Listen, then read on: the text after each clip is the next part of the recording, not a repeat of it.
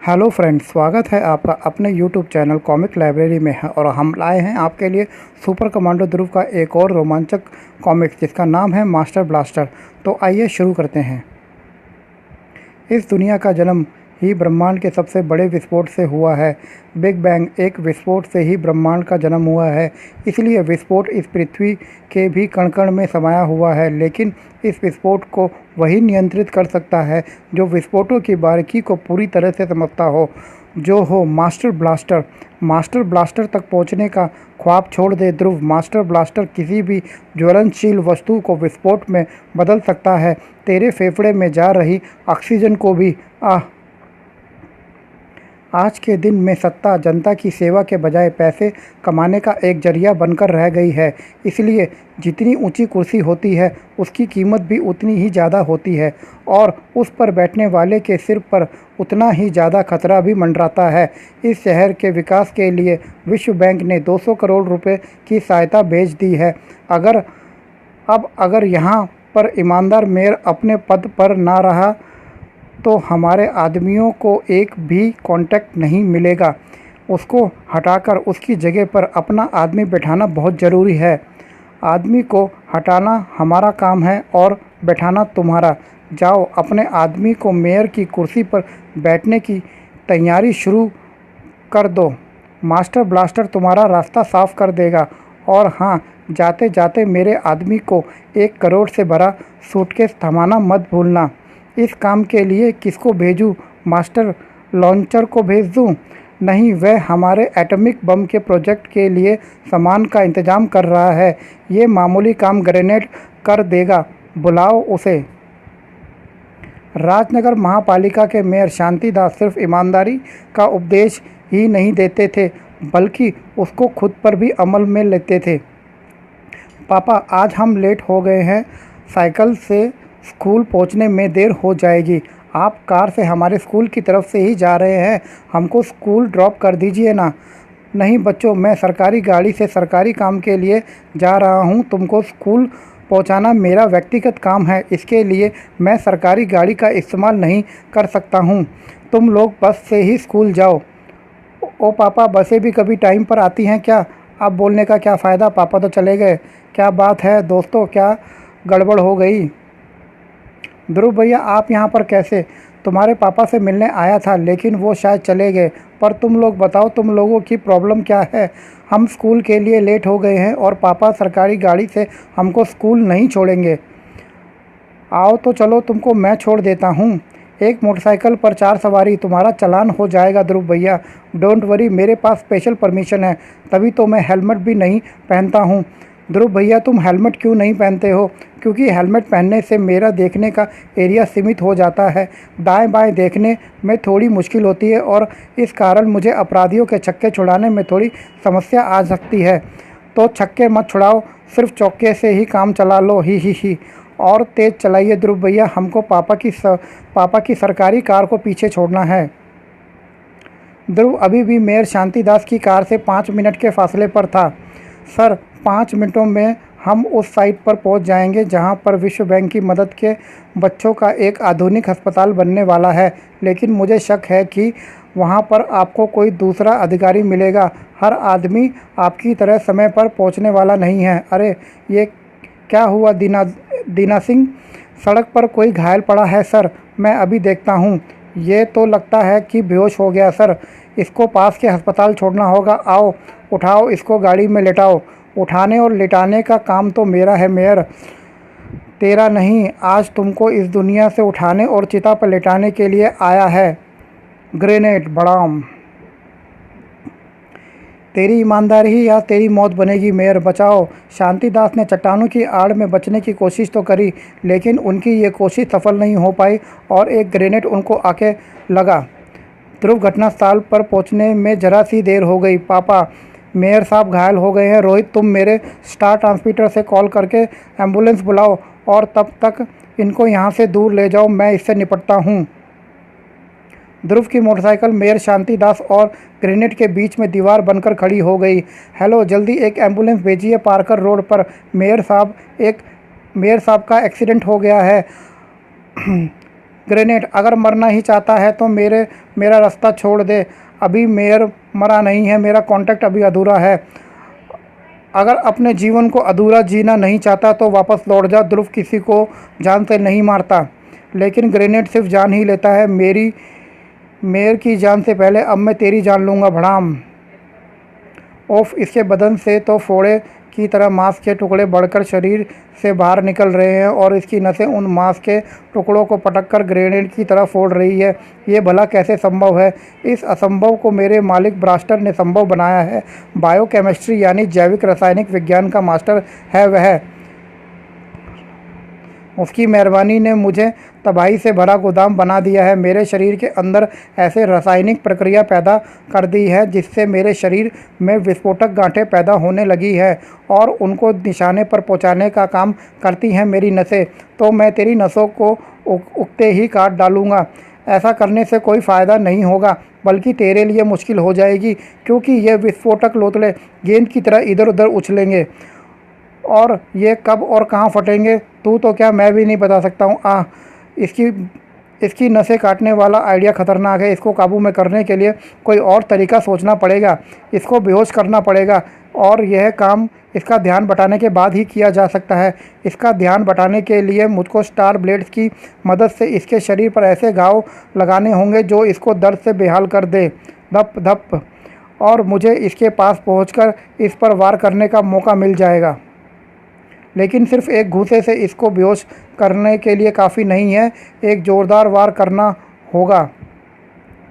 वार करने जा रहे ध्रुव को एकाएक पीछे हटना पड़ा, क्योंकि ग्रेनेड के शरीर में धंसे ध्रुव के स्टार ब्लेड्स एक धमाके के साथ ग्रेनेड के शरीर से बाहर निकल के ध्रुव की तरफ लपके। उफ, बाल बाल बचा। अभी मेरे स्टार ब्लेड्स ही मुझको काट कर ख़त्म कर देते। ये दुश्मन तो मेरे वारों को आराम से काटता जा रहा है। जल्द ही कोई तरीका सोचना होगा, वरना पहले ये मेरे चिथड़े उड़ाएगा और फिर मेरे सांप के। तेरे चिथड़े तो बस उड़ने ही वाले हैं लड़के। ये विस्फोटक लोतड़े तेरे शरीर से अब चिपकते ही जाएंगे। अब ये सिर्फ मुझसे मिलने वाले आदेशों का इंतज़ार कर रहे हैं, जिसको पाते ही ये फट पड़ेंगे और साथ में तेरा पूरा बदन चिथड़े चिथड़े हो जाएगा। पहला धमाका तो मुझे नुकसान नहीं पहुंचा पाया, क्योंकि मेरे बूट के चमड़े ने मुझको बचा लिया, पर कोई भी दूसरा धमाका मेरे अंगों को अलग कर देगा। कुछ करना होगा, जल्दी ही कुछ करना होगा। इसकी नसों को काटने से भी कोई फ़ायदा नहीं होगा, क्योंकि उस स्थिति में भी बम तो लोतड़े फटेंगे ज़रूर। इसमें तो विस्फोट होने शुरू हो गए हैं। अब मैं क्या करूं? इन धमाकों को रोकने के लिए कैसे काटूं इनका संपर्क ग्रेनेड के शरीर से? अरे हाँ, मेरे शरीर से चिपके विस्फोटक टुकड़े को फटने का आदेश ग्रेनेड का दिमाग रक्त के जरिए भेज रहा है। ध्रुव की स्टारलाइन ग्रेनेड के बाजुओं से चिपकती चली गई। किसी भी प्राणी का मस्तिष्क अपने आदेशों को विद्युत संकेतों के रूप में अपने अंगों तक बहते रक्त के जरिए पहुंचाता है। यानी अगर यह प्रवाह को रोक दिया जाए तो विद्युत संकेत भी रुक जाएंगे और विस्फोटक लोथड़े को फटने का आदेश भी नहीं मिल पाएगा। इसकी रस्सी तो मेरे हाथों को जकड़ लिया है। मेरे दोनों बाजू सुन्न हो गए हैं। ऐसा लग रहा है जैसे मेरे बाजू है ही नहीं। इसके बाजुओं का रक्त संचार ठप हो गया है और ऐसा होते ही मेरे शरीर पर चिपके विस्फोटक लोथड़े भी अलग हट रहे हैं। यही मौका है, एक बार में इसको बेहोश करना होगा। ग्रेनेड का दिमाग अंधेरे में डूबता चला गया। कमाल कर दिया तुमने ध्रुव, कमाल कर दिया तुमने। इस शैतान को कितनी आसानी से बेहोश कर दिया। Thank you. ये लो अपना स्टार ट्रांसमीटर। स्टार ट्रांसमीटर के लिए धन्यवाद, लेकिन आप हैं कौन और मेरा स्टार ट्रांसमीटर आपको कहाँ से मिला और आप मेरा शुक्रिया क्यों अदा कर रहे हैं? मैं डॉक्टर मूसा हूँ। उसी अस्पताल में रिसर्च कर रहा हूँ जहाँ पर मेयर साहब के बच्चों ने उनको गंभीर रूप में भर्ती कराया। उन्होंने ही स्टार ट्रांसमीटर को मुझे देकर तुम तक पहुँचाने को कहा। उनको लगा कि शायद तुमको इसकी ज़रूरत पड़ सकती है। और रहा सवाल कि मैं तुमको थैंक यू क्यों कहा, तो इसका कारण है ये शख्स। मैं ऐसे इंसानों पर शोध कर रहा हूँ जिनके अंदर ज्वलनशील एवं विस्फोटक प्रवृत्तियाँ पाई जाती हैं। इंसान का शरीर एक बहुत बड़ी जटिल और केमिकल फैक्ट्री है। ध्रुव वह जब चाहे अपने शरीर को बम में बदल सकता है और जब चाहे आग में। मैं इसी का कारण पता करने की कोशिश कर रहा हूँ और शोध कार्य में इस शख्स जैसे इंसान मेरे कई सवालों के जवाब दे सकते हैं। अब इस सवाल जवाब को छोड़ो। मैं इसको होश में आने से पहले इसको अस्पताल पहुंचाना चाहता हूं। चलिए मैं भी आपके साथ चलता हूं। मुझे भी मेयर साहब को देखने अस्पताल जाना है। अस्पताल में अब मेयर साहब कैसे हैं डॉक्टर? अभी 48 घंटों तक कुछ भी नहीं कहा जा सकता। अभी तो मैं यही कहूँगा कि इनकी हालत गंभीर है। ध्रुव भैया, पापा बच तो जाएंगे ना? हमारी तो माँ भी नहीं है। रो मत पिंटू, तुम्हारे पापा के साथ सत्य का बल है, वे ज़रूर बचेंगे। इस सत्य के बल के कारण ही आज इस हालत में है। ध्रुव भैया, अगर पापा बेईमान होते तो उनकी ये हालत कभी नहीं होती। जिन्होंने पापा की ये हालत बनाई है, मैं उनको छोड़ूंगा नहीं, कभी नहीं छोड़ूंगा।